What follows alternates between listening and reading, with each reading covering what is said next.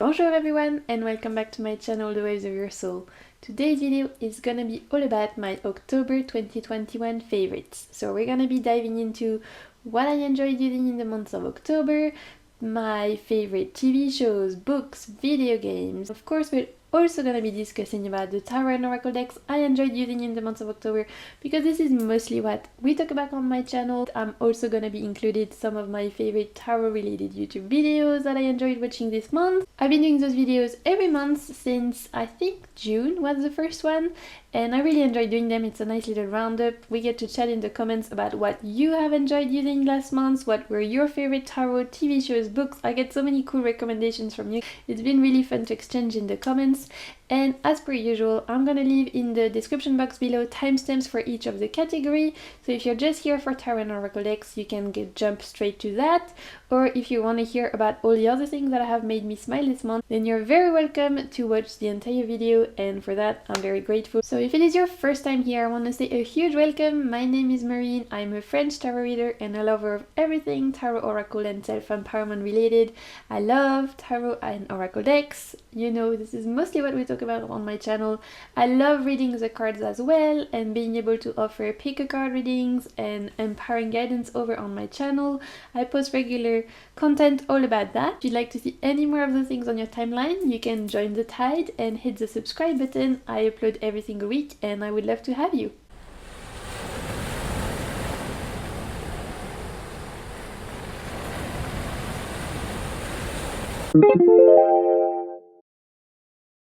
The highlight of the month was definitely the fact that I got to go on a little mountain trip with my family in the mountains of where I live, which is in Reunion Island, which is a tropical island off the coast of Madagascar. I'll try and insert a map because I get comments sometimes asking me like where I live, because not many people have heard of this place.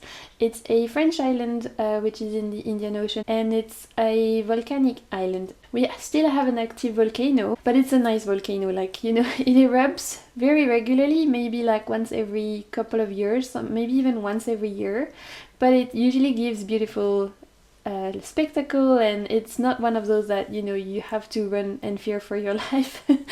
But the island itself is very volcanic, and we have beautiful nature, beautiful scenery, which is what makes this island so distinct. It feels very like living in Jurassic Park, to be honest, especially more the interior, like the inside part of the island. And one of those parts was where we had a little family trip and we did some hiking for a few days, and honestly it was so wonderful.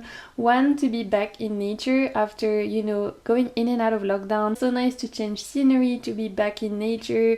And for me, hiking is such a big important thing, because 2 years ago I was told I would never walk again. I've had some very complicated like health issues that I won't go into, but about 2 years ago I was told I would probably like be in a wheelchair and that I had to get used to have people help me do pretty much everything. My upper body and my lower body were completely not working as they should have been, and so I've had in the last 2 years had to learn how to walk again, and then I've had to learn how to walk on lots of different surfaces, like, you know, not just a road, but then starting to walk on little trails and on sand, etc. And it's only this year that I'm actually able to walk on like up and down kind of terrain. And so for me to be able to go on a hiking trip where every day we walked a little and every day we walked on some paths, some trails, etc., it was such a huge achievement for me personally. And of course my family were also, you know, super happy and so grateful that I could do that. It felt like a huge achievement, to be honest, because I really didn't think I would ever be able to do that. And even though I know the road is still long and I'm still not able to do so many things that I used to before I got ill, especially like upper body wise, I still have a lot of problems to have my legs and hips working as they were before, and to be able to be more independent and to go back to places that I used to go when I was younger. It just made my heart like so full, and I was honestly feeling so grateful. So that was a huge achievement and something to be celebrated, one of the highlights of the year, if I'm completely honest. One of my favorite things about this month was obviously the fact that we have reached 1000 subscribers on this channel. Thank you so much. It actually happened while I was on my trip to the mountains, and so it was just amazing to see. So humbled, so grateful to everyone who's watching, commenting, liking. Never thought in a million years that I would actually get to even like 100 subscribers, let alone 1,000 subscribers, so thank you so much. And I actually wanted to do a nice giveaway. I'd been planning on doing it. I have some decks I bought on purpose. I was like, if I do reach 1k, I will make a nice giveaway. And I have those decks here. They're all ready as a thank you. Right now with COVID, it is impossible for me to send anything abroad. And if I do want to do a giveaway, I want to be able for it to be open to everyone. Right now, I'm not able to do that. Unfortunately, the giveaway is going to have to be delayed. And whenever the situation with the postage is better, we're gonna organize that over on my channel. I think I'll be putting some tarot readings in the draw as well, so maybe you can win some tarot readings or some decks, things like that. But I wanted to do it all in one go because it's just easier to organize, and until I'm able to send anything abroad, I can't really organize that. Until then, I just hope you know how grateful I am and how humbled I am and how excited I am to see where we go from there and to continue on this journey with you. My next category is books, and I have a poem book that I want to talk about. It was beautiful and really spoke to my soul in this month. And so this book is called Ceremony by Brianna Wiest. Or Wiest, I'm not sure how you say that. I'm so sorry if I'm mispronouncing. I think it's Wiest, but I might be wrong. Again, everything that I'm talking about in this video, I will put names, links, etc. in the description box below, so you can check out for yourself, especially if my atrocious French accent is butchering anyone's name. Then at least this way you know you have all the information below. If you're watching this video and you're like, what is she saying now? Like, I don't understand. Siri, help me translate. This is actually a compilation of like poem, but more like free-form poem, you know, those like prose type poem. It doesn't rhyme or anything, it's more like little short excerpt of text and prose, I would say. Soul exploration, healing, self-empowerment. It's very moving and it's all about recognizing one's worth. A lot of the text really spoke to me very deeply. I think a lot of the text could resonate with a lot of you out there who, because if we do a lot of the time tarot readings, we like to explore ourselves usually. I mean, we like to divine sometimes, but we also like to go within and find out about what's going on inside. And I find that this excerpts of poem did beautiful things at stirring things that were going on inside me that I know could resonate a lot with you. I wanted to read some of the excerpts to you. And I think what I'm going to do is going to include some images of my mountain trips while me reading the poem. So this way you get to hear the beautiful words from Brianna, and you also get to see the very beautiful scenery, really understand how it is to not be able to go out and do the things you want to do. And so I thought maybe if I like included some images of scenery, landscape, etc. for some of you it might be a nice way to escape. So here's an excerpt from Ceremony, and it goes like this. I am a temple unto myself, my body is my home. I am my own safe space, within me is the access point to all that is and will ever be.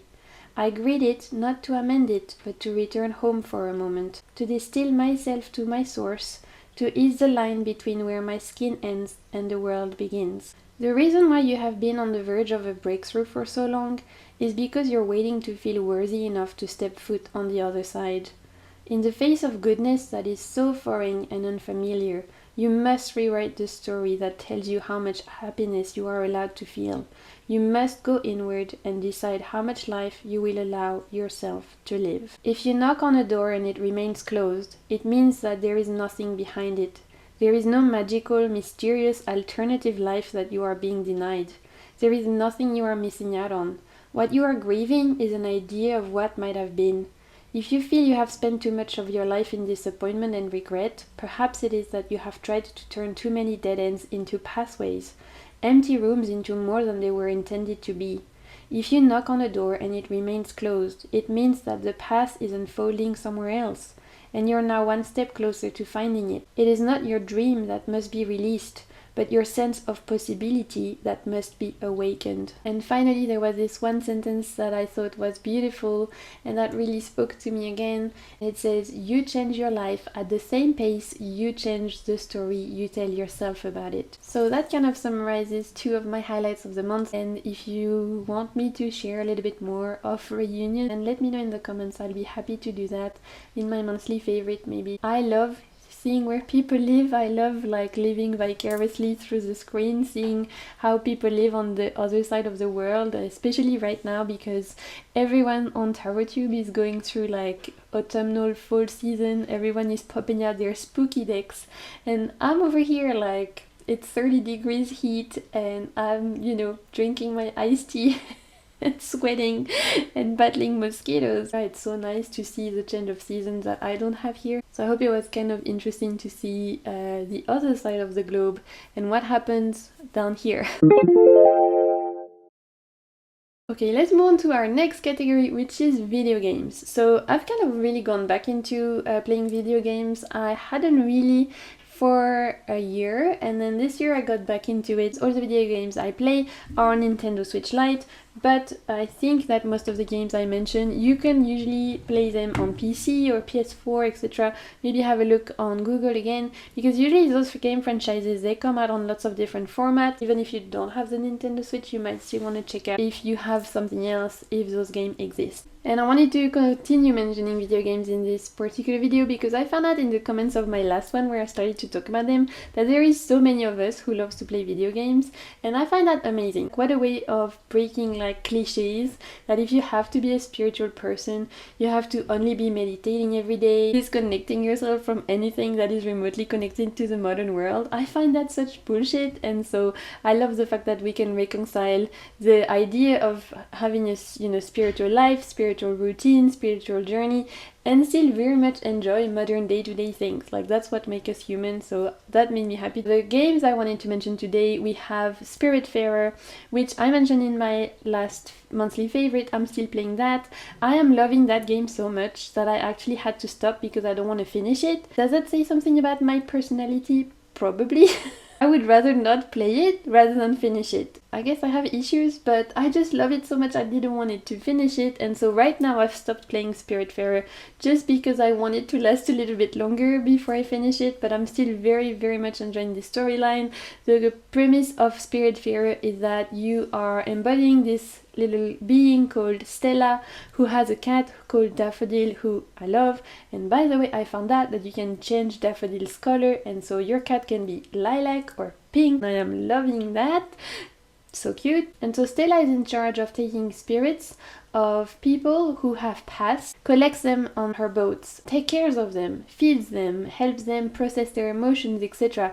until they're finally ready to go through the threshold and to pass to, afterlife. And so really this game is all about dying, and it's all about grieving, and it's all about the death process. It's all about what we leave behind when we die, how the soul goes from one stage to the next. So you are, embodying Stella, and you have this huge boat, and on this boat you have many things you can do. You can cook for your spirits, you can craft things, you can explore different islands to collect things, to go and find other spirits, etc. You trade, etc. So it's mostly a game based around exploration, crafting, farming. There's this whole kind of background around death and afterlife that goes on that is so moving. The imagery is very, very beautiful, and the music is so emotional. This is a typical kind of game where you never have to fight anyone. You don't have to worry about time limit. Your character doesn't die. So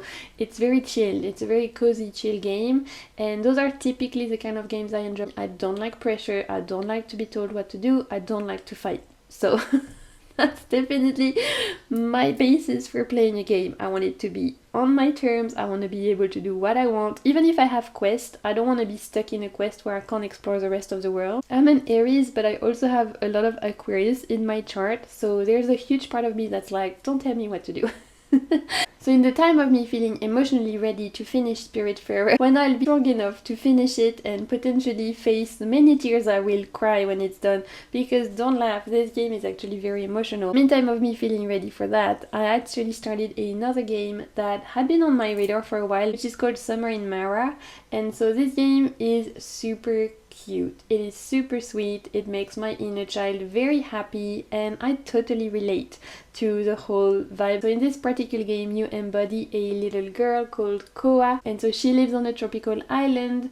Her family have passed and she ends up having to fend for herself, and so she has, you know, this island to take care of where she can farm and craft, and again there's a lot of those kind of recurrent theme like cooking and taking care of animals, etc. But you also have this boat that you can use to explore all the different tropical islands, to meet other people, to trade with them, do quests for them, explore, at the same time of this kind of more background storyline that keeps going, where it's very much around preserving nature. And so even though you have a lot of little quests and you can explore lots of islands and do things like crafting and cooking and things like that, the background story is very much Koa trying to stop bad people who are trying to destroy her world, and she's trying to protect, you know, the planet. So it has a very ecological feel to it. Of course, it's about a little girl who is growing up on a tropical island. I mean, I just felt seen. You can drive your boat, you can fish, you can explore some cute little islands, grow some pineapples, and I mean, I'm all about that life, honestly. For any of you who consider yourself cozy gamers, such as myself, you could really enjoy Summer in Mara. Oh my god, I had some great TV shows in the month of October. I feel like good TV season is starting. There's a lot of shows that were stopped over summer and that were delayed because of COVID that are coming back, and I have been loving seeing those come back. One of them is called CSEE, and it is a dystopian kind of fantasy TV show, which, let's be real, is mostly what I watch. As long as it's sci-fi or fantasy, I'm here, sign me up. Mostly that's what I like to enjoy watching. And of course RuPaul's Drag Race, because that's life. So I think this is on Apple TV, and the premise of this is that it's set in like centuries after nowadays, so it's set in the future, and there's something happened, we're not quite sure what, whether it's some kind of explosion, you know, chemical war, or if it was a virus or whatever, we're not sure. But centuries after us, everyone, all the humans are blind, and they've all been blind for, you know, centuries.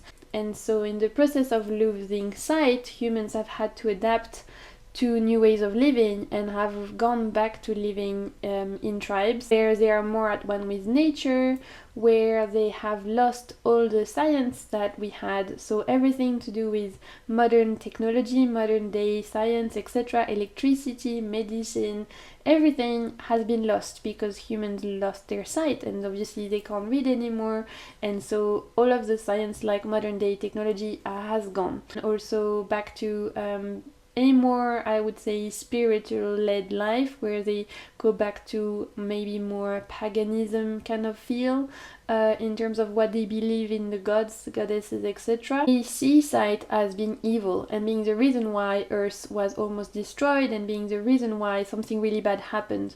And so now they believe that sight is a mark of witchcraft, that it's evil, and that anyone who has sight should be burnt because they're a witch. So the story follows two twins who are sighted and who are trying to escape, you know, those witch finders, and are trying to make sense of the world in a world where they stand out because they can see where everyone else doesn't. It's a very interesting premise. I love this idea of how we would have evolved as humans if we all had lost our sight. I love the idea of seeing how they fight blinded, like, because humans are still trash, right? So they still fight each other. That doesn't change. But it's interesting to see how they fight with not being able to see, and how they've actually developed their auditory and smell use. What do you call that? How they have developed their hearing sense? I don't know. You know what I mean? They can hear a lot better. and they can smell a lot better. And that's how they navigate in the world. The main thing that makes it extra awesome is that one of the main characters is Jason Momoa, or as my friends and I like to call him, Jason because he's fantastic, we love him. Who doesn't like Jason? Definitely, a nice added bonus of him being in the show. And there's like 2 seasons now, second season came out this year, so you've got enough to do a little binge if you're interested. The second TV show I want to talk about that I literally whizzed through in like 2 days was Squid Game on Netflix. I know a lot of people are talking about it, and for good reason. It's awesome. If you haven't yet watched it, absolutely I would recommend. I will say that it is violent and that, there are some violence and dying and things like that. Be warned, viewers' discretion is advised, not for kids for sure. So this TV show, Squid Game, is a Korean TV show. It follows the story of a guy who's like financially very unstable. He has a lot of debt, barely surviving, really trying to be a dad while trying to be a good son to his mom, but having so much debt. He has some gambling issues, and he's just like owing money to a lot of bad people and pretty much drowning in terms of monetary issues. And so he gets approached by this guy who offers him the opportunity to play games to win money. And he is taken to this warehouse where he finds himself surrounded with other people in similar situations than him, who are all financially struggling, and they all find themselves in this warehouse where they are told that if they manage to play games they can win billions. But the games are not what they thought would be. And I leave it at that. I don't want to spoil you. You can watch trailers on YouTube, etc. It is so good. I watched it in like 2 days. It was just like next. One of those. They have this like little music where it's like do. It's so creepy. If you watch Squid Game, you know the music. If you have watched it, let me know in the comments down below. We can talk about it. I'm fuming at the fact that we still have to wait for season 2 now because it was so good. It's also a social commentary, which is very interesting. So overall, highly recommend. So let's quickly talk about makeup. I have one makeup brand I want to talk about, which is called Lethal Cosmetics, which is an indie brand set up in Germany, I believe. So for all of my European viewers, this is one of those indie brands that you might be interested in, because a lot of indie brands are actually based in America, and so it's always nice to see a European indie makeup brand because it means that we pay less customs. And thank you. Lethal Cosmetics, small women-run company. Awesome to be able to support, indie creators. They make amazing eyeshadows. The item I have from them is actually called the After Dark palette. Comes with an eyeshadow palette, and you actually get a sheet of stickers that are very 90s, because the whole vibe of this palette is very like 90s, vibe. So you have like little Game Boys over here and little cute stickers, which, hey, I love a good sticker, so that was always a nice surprise. And the palette actually looks like this. So I won't show you the mirror because you'll be blinded, but it looks like one of those VHS, and this is what the palettes look like. So we have a lot of beautiful mattes.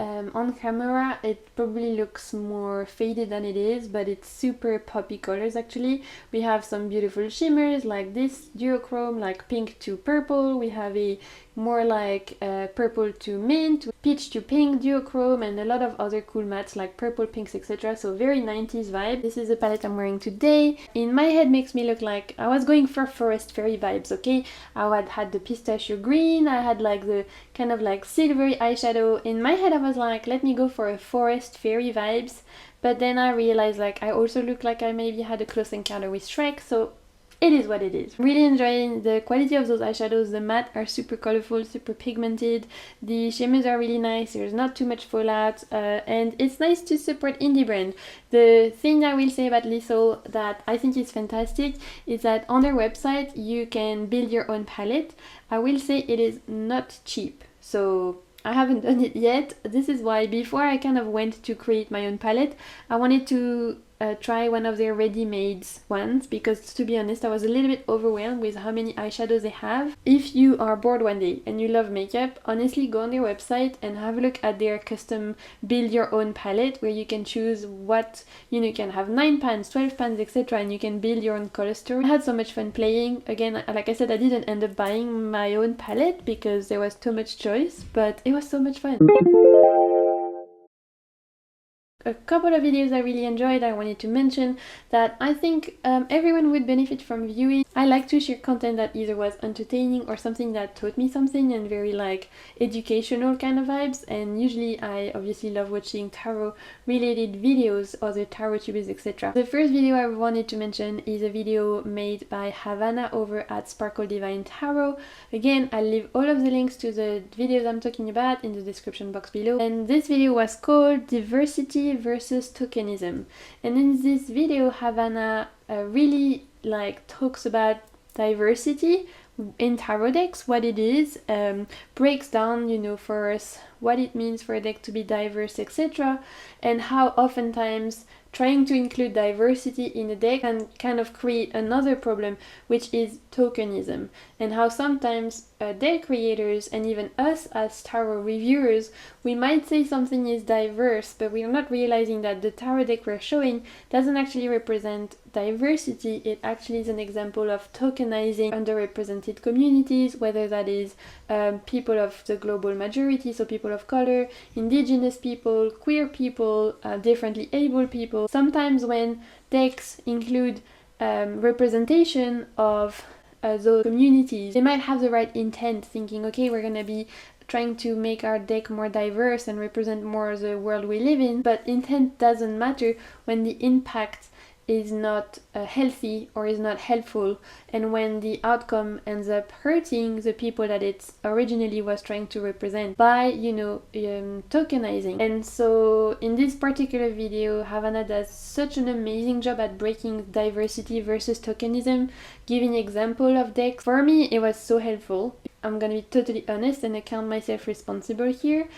I definitely have thought that some decks were diverse, and then by watching reviews from people from those communities that I don't belong to, that are, you know, supposedly represented in those decks, I'm then realizing that what I thought was diversity is actually tokenism. Sometimes that completely goes over my head because of my white bias. I found Havana's video so helpful. I really highly recommend you watching it, particularly if you are white like me, because we need to learn about those things. Usually if we're making content on YouTube, I think it's important to try and understand how we're missing out on things sometimes, how we're not seeing what's right in front of our eyes because of our white bias. I really thought it was a wonderful video. It's a must. Honestly, if you have to watch one video this month, make it that one. It's really good, and it will help you a lot. I found it so helpful personally. Another video I really enjoyed, I think it might be a little bit of an older video, but it was recommended in my to watch page, and so I'm really glad I clicked on it. It's a video by Saturnarium. I hope I'm saying the name of your channel right. So this video is called How I Choose Tarot Decks Before a Reading, and I found it super interesting to see how this particular tarot creator, tarot reader, and I believe they are a professional tarot reader, so obviously they have a lot of experience, they read for a lot of people, etc. How they choose a tarot deck based on the person's personality or their vibe or their background, etc. I found it really interesting to see how another tarot reader chooses a deck, depending on the reading, depending on the theme, depending on the person. Really cool video, lots of interesting insight, and so again, I'll put the link down there below if you're interested. So finally, I have two channels that I wanted to mention, not necessarily a particular video. I've just enjoyed all the videos that they have recently come out with, and the first one is Julie over at Peekaboo Rose. I have absolutely loving their content. Julie's been posting content around tarot favorites, experiences with yearly cards, and sharing like experiences with tarot, and lots of just awesome insight. I really like Julie's energy. I could honestly listen to her talk all day. I find her really interesting to listen to, and she has a lot of really interesting insight about the decks she uses, tarot consumption, soul decks, all of that, and I've been really enjoying her content and her channel. So again, I'll put the channel below. And another channel that I've been really enjoying is the Curated Shelf. And so I've been really enjoying what this tarot tuber also has been posting. I love the fact that they speak a little bit of French, so we get to comment a little bit about that in the comments. And they have a beautiful collection, lots of different tarot decks. They share about working with the deck throughout the month, lots of tarot tags, and super interesting to get the perspective of someone who, again, is not from the same necessary culture or background as me, but we have similar taste in decks, etc. And it's just been really awesome to get their perspective. Same with Julie's perspective. You know, we are all using the same tools, tarot, sometimes we're even using the same decks, and we come from so many different backgrounds. We don't even speak sometimes the same language originally. We live in different parts of the world. What brings us together is tarot, and I think that's super awesome, and I really enjoy getting perspective from other people on tarot. And so those are two channels I've absolutely been enjoying watching all of their content. So just wanted to put it out there, and again I'll put the links of the channels below. My favorite category, tarot and oracle decks. I'm gonna start with oracle decks. I have two oracle to talk about. The first one is called L'Oracle des Médéors by Stéphanie Abellan and illustrated by Noémie Tricoche. This is a French mass market deck. Pretty sure you can find this on Amazon.fr and things like that. This is been recommended to me through a lovely person on YouTube who is also a YouTube content creator, Simplicimente. Thank you so much again for recommending this deck to me. I talk about it in my recent deck haul, which I'll link somewhere or I'll put in the description box if you want to watch that. Of course, I will also link the channel of this lovely person who recommended me this deck. I believe they post in Italian, and so my Italian is pretty much non-existent. I can speak English barely, as you know, speak a little bit of Spanish and understand it a little bit, but my Italian is pretty non-existent, and so unfortunately I'm not able to understand a lot about what this lovely person is posting on YouTube. But I can see from thumbnails and watching, you know, a couple of introduction, etc., that we do have a lot of very similar taste when it comes to tarot deck. And so for all of my Italian speaking people out there, Italian speakers, people who speak the Italian language, I will leave their YouTube channel in the description box below. Thank you so much again for recommending me this oracle deck because I love it. This deck is a more tailored around divination, around predictive readings, that kind of stuff, and I don't really have that many oracle decks around that. I more read around self-empowerment, exploring the soul, things like that. So I don't really tend to do a lot of predictive readings, but I mean, they are a lot of fun, and you have to pick the right moment, you have to pick the right questions, and you have to pick the right deck. And I feel like this deck for me is perfect because it's still modern, and so the imagery attracts me. It's very colorful, very bright. So the way that this deck is built is that you have two parts. You have some cards which have a pink backing and some cards which have a blue backing. The blue backing cards are more like major arcana cards, and those cards have more, very much like in major arcana cards for the tarot, they are bigger theme that could be linked to your question. This is the third eye chakra card, we have the sacral chakra, we have letting go, this is the throat chakra, you have emotional appeasement, you have inner child, there's some generational healing card, this one is self-love, this is past life. So those are like bigger theme that could be linked to your problem. So depending on the question you ask, if you pull out the throat chakra card, it means that either you need some throat chakra healing, or maybe that it's like your throat chakra is blocked, so it's around your communication, etc. So maybe you could work with some throat chakra related crystals or meditation, whatever. If you pull out the inner child card, then it means you need some healing around the inner child, maybe again visualization, EFT, whatever works for you. That's kind of the idea of those cards. You can put them in the main deck or you can use them separately. Then you have the main cards which have the pink backings, are the main, you know, main course. So those cards are actually a more linked to divinatory meaning, karmic blockages and transformation, and you know, change, imminent change. You have some timing cards such as months in the year to come. You have a message card saying you're gonna get a message today. You also have some more light cards such as big karmic advancement, end of cycles or crossroads, inner peace, family, relationship. There's definitely a lot of ways where you can use this deck to predict things such as stagnation period or acceptation, grounding or judgment. Overall, the theme of these decks are meant to help you do predictive reading in the sense of finding out either a timing on an event, finding out details on a relationship, or maybe on a career move you want to make, or maybe a decision you're trying to take, and this deck can help you.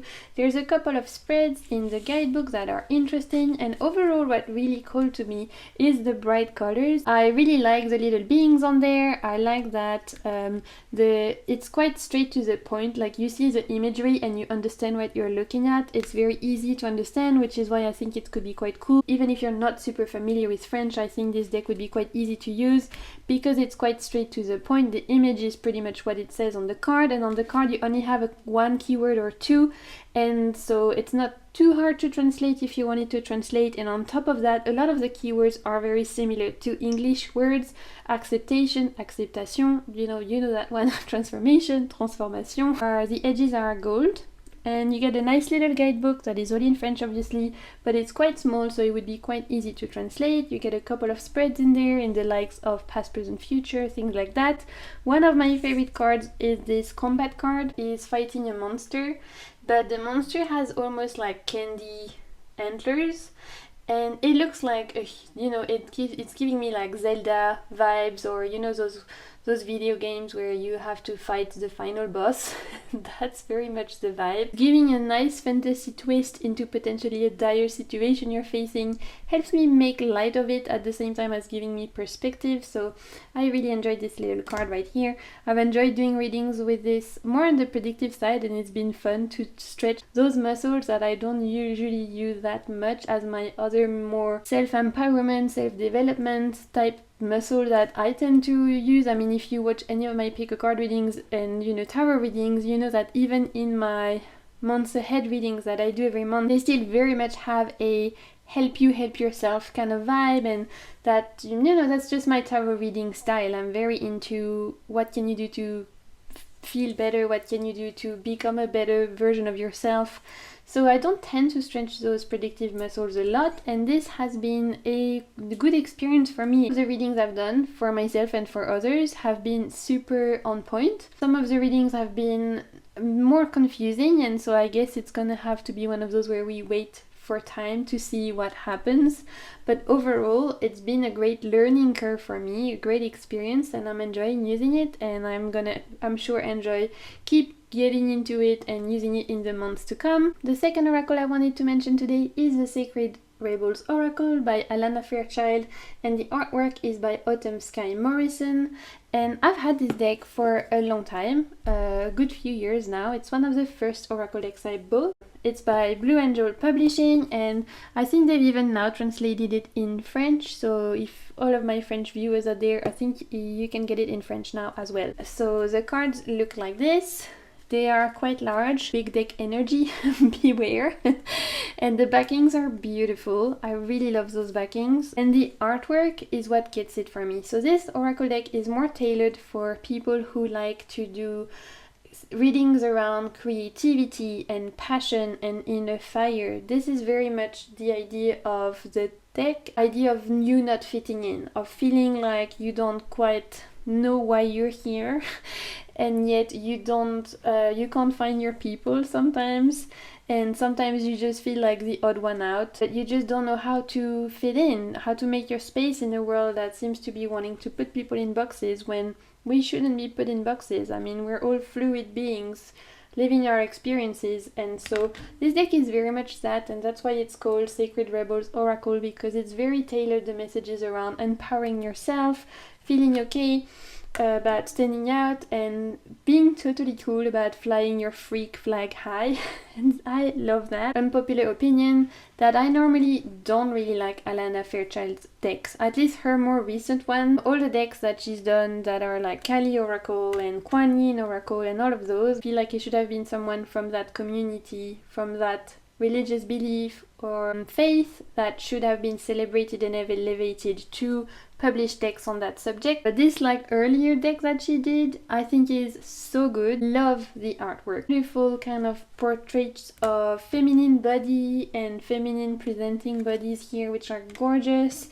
There's a lot of light and shadow element in this deck, and there's so much detail in each of the cards, like so much intuitively just by looking at the image before you even get in your reading. And then of course the guidebook, as many of you know, Alana Fairchild, she does write really good guidebooks. I really enjoy this one. It's the messages for each of the cards are probably 2 to 3 pages long.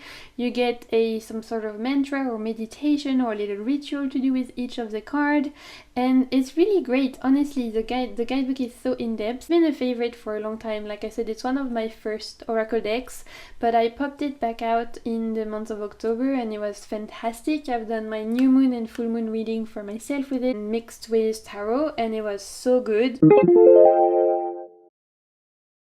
Okay, let's move on to tarot decks. So I have 3 tarot decks to mention for the month of October.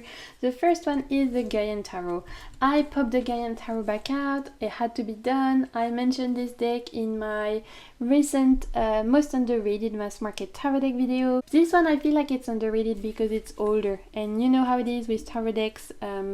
It's like dog years. 5 months for a tarot deck is like 10 months in normal life because there's so many decks that come out. It's just such a great hidden gem, honestly. So I will let you know that my particular copy is trimmed. It normally comes with huge blue borders, which are atrocious. Gonna be completely honest with you here, they're disgusting, and so they had to go. And normally, you know, some borders I can take, some borders I can leave, but those ones were just like, I can't, no, not today. Tried to trim them, and this was one of my first decks. I mean, I got this very early in my tarot journey, so maybe my 3rd tarot deck or 4th, I'd have to go back and check.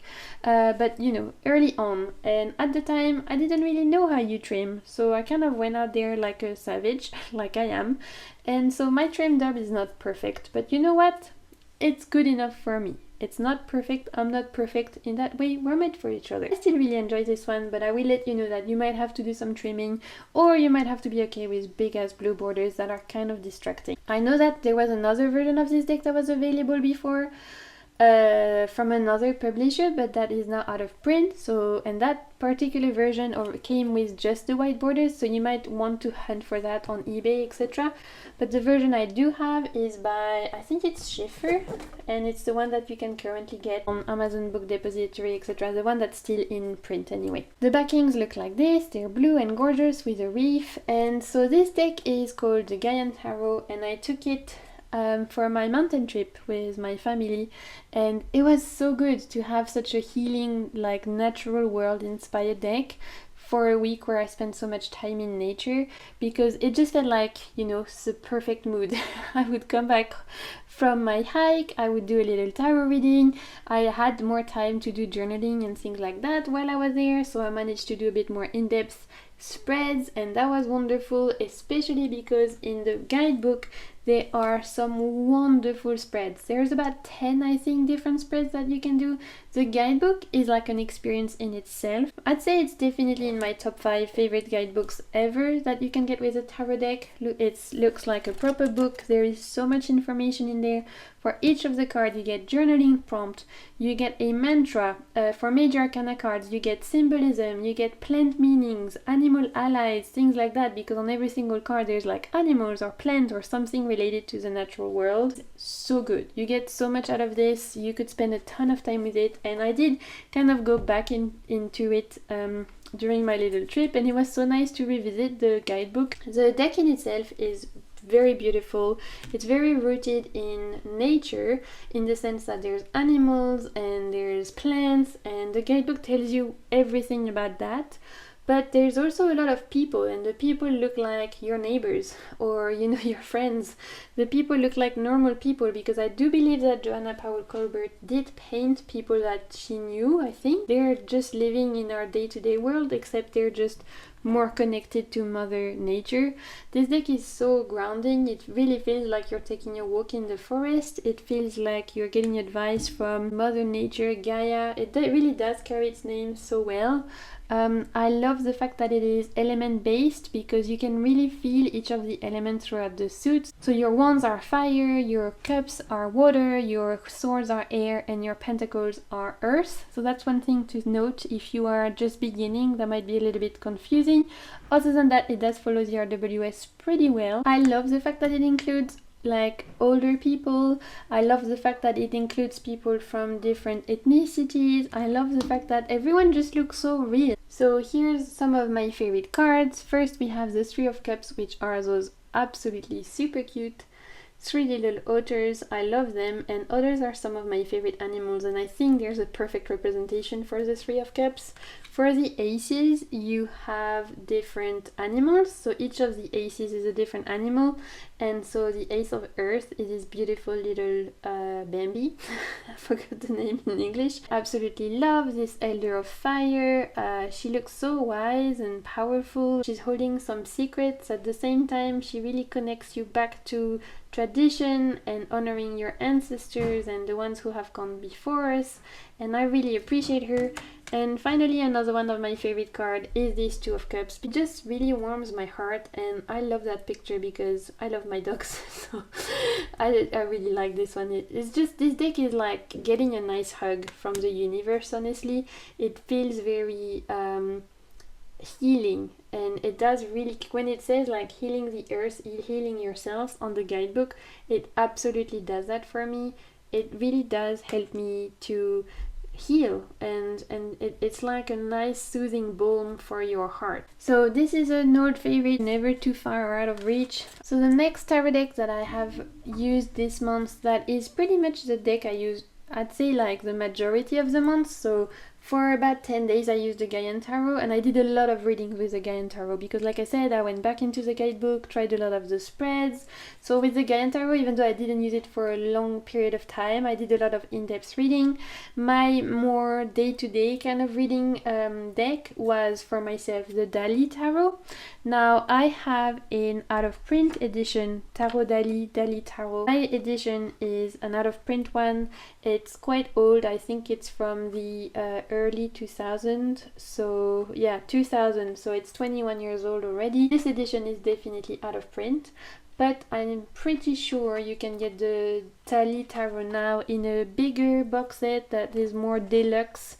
I don't remember who publishes that, but I feel like it's a purple box, and I feel like it comes with a big book and the same deck that I'm going to show you today. So if you are interested, check out Amazon, etc., because I feel like I've seen that deck coming in and out of print in a bigger format, and you get a nice guidebook, which is awesome because my version doesn't come with a guidebook, just a little white sheet. This deck is very special to me. It has an interesting story, this deck, of how it came into my possession, because this deck used to belong to someone who have passed, and about a year and a half ago I found a advertisement from a lady whose husband, who used to collect tarot cards, who had passed, and she had a few tarot decks to sell, and she was looking for someone who was gonna be taking care of those decks in a respectful way, but still would use them. Like, she didn't want those decks to go to someone who would just put them in a drawer and not touch them, but at the same time she didn't want them to just go to someone who wouldn't appreciate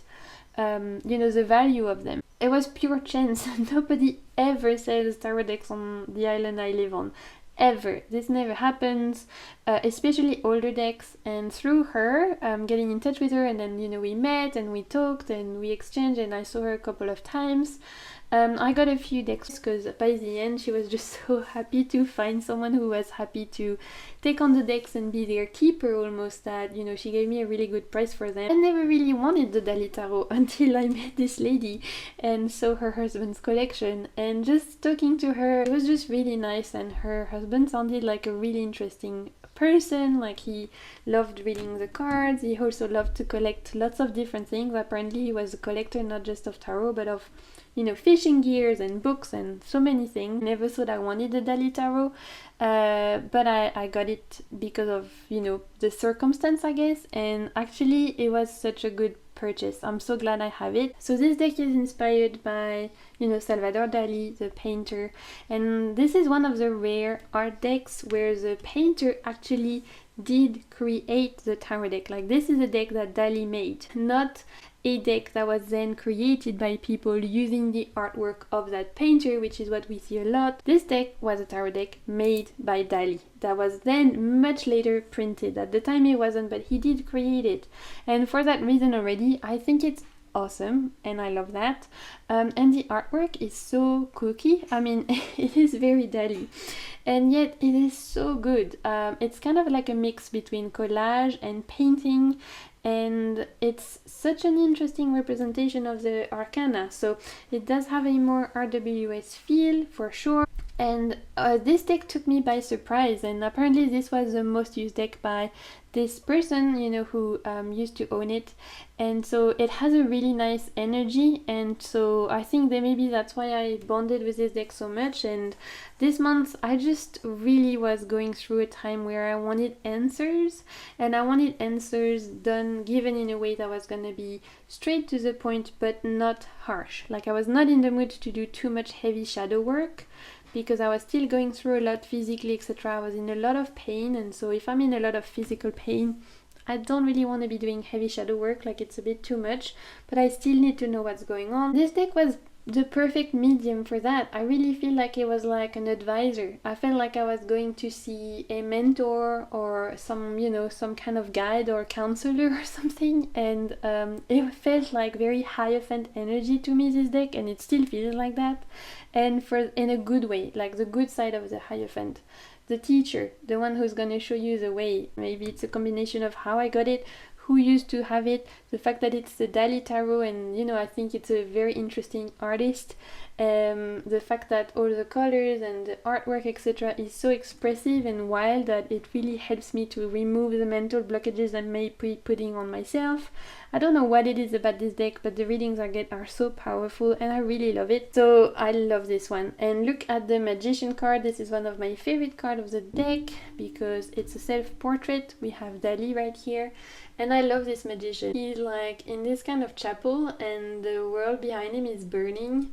And he's still thinking, you know what, fuck what's going on behind me, I don't care, I'm just gonna focus on working my magic and making my place in the world, no matter what chaos is happening around me. I would actually love to see the bigger guidebook, but I don't need another copy of the deck, so I don't know if there's a way to get the copy of the guidebook without the deck, why Dali chose this card or why he made it this way, etc. So that would be super interesting to know. But for now, I've read this deck, with my tarot knowledge, with my intuition, and it's been great. I also would love to know, any of you have decks that have belonged to someone who passed and that you are now the keepers of that deck. How are your experiences with those decks? Do you feel like you can feel a different energy? Do you feel like they're just the same? Do you feel like they are tricky to work with, or they work differently or better or worse? Do you feel that person energy in the card? Or if it's like me, like you didn't know that person, does it make a difference at all? Let me know in the comments down below. I love to know about that sort of stuff. I find it super interesting. Finally, the last little deck I want to mention. I've talked about this deck before on my channel. This is a huge surprise. I didn't think I would like it as much as I do. It's a Hanson Roberts tarot, and this tarot deck it's a surprise and I love it, and honestly I don't know why I love it. One of those older decks from the 90s, although my version is new, so you can still get it easily on Book Depository, Amazon, etc. The size is slightly smaller than regular tarot size, so it's very rooted in RWS, maybe more kind of fairy tale vibe. And like I said, this deck is from the 90s, I think. It's been around for a few decades. A really great little deck. One of those old classics, like oldies but goodies, that just hits the spot. I can't tell you what it is, but it just does. It is very RWS, but it just like the character's expression in each of the cards are so good. Like look at this person in the Seven of Swords. Look at how expressive they are. I love, for example, this Merlin introduction in the Seven of Cups. It gives it a nice, interesting vibe. I knew I would be able to read with it because I know RWS, and at the same time I also really like older decks in the sense of more those like, you know, the Cosmic Tarot and the Aquarian Tarot, and this one, like I like those. They have a nice energy to me. Didn't expect to like it as much as I do, and I just really bonded with this deck so quickly. I think it's the character's expression. I look at this beautiful Eight of Cups. Isn't it gorgeous? Like I love the pink and the blue and the staff. It's just gorgeous. Yeah, I really like this deck. I like the people's expression. Even when I read on subjects that are difficult, it really speaks so loudly. Just my Aquarian Tarot, and I love that because sometimes that's what you need. Listen, sometimes I love to get a headache and pull some cards that are going to be sitting on the altar for days and try and find out what is going on. I love that too. But sometimes I just want to know what's what and not spend too much time trying to find out what the message is, and just get to the root of the problem and get on with my day. And this is a deck I use for that. As you can see, there's like parchment vibe in the bottom, and so you have the name in different languages. If that bothers you, then you know that might be something to be aware of. I had such a powerful reading with this deck, mostly because it made me look at a situation completely differently around the Hierophant card. The background is red and there's those big pillars, and in this particular Hierophant card, the perspective really put the Hierophant so much higher than you. He feels like he's towering over you. And pushing that card, this is when I realized I had been given my power away. I had been putting that person on a pedestal and giving her the key to make me feel small. I could regain a sense of responsibility and agency in my healing journey if I took that power again, if I didn't let someone else make me feel like shit, essentially, and if I, you know, tapped into my inner power. So those two cards don't look like much, but they honestly helped me so much with that particular conversation. So that's how awesome tarot can be, right? It can really help you with day-to-day things, or with more metaphysical things like why am I on this planet and what is going on in life. So this is it. These are all my favorites for the month of October. I hope you enjoyed this very mismatch hodgepodge mix of favorites. Let me know in the comments what your favorite things were. Let me know what decks you loved using. Let me know, or you know, Oracle, Tarot. Also let me know books you enjoyed, TV shows, video games, makeup. I love to exchange with you in the comments, so absolutely let me know down below what you love. If you're not yet subscribed, make sure you do. I post videos every single week. I would love to have you. And of course, until my next video, as per usual, I'm sending you so much good vibes, and keep navigating the waves of your soul. Bye!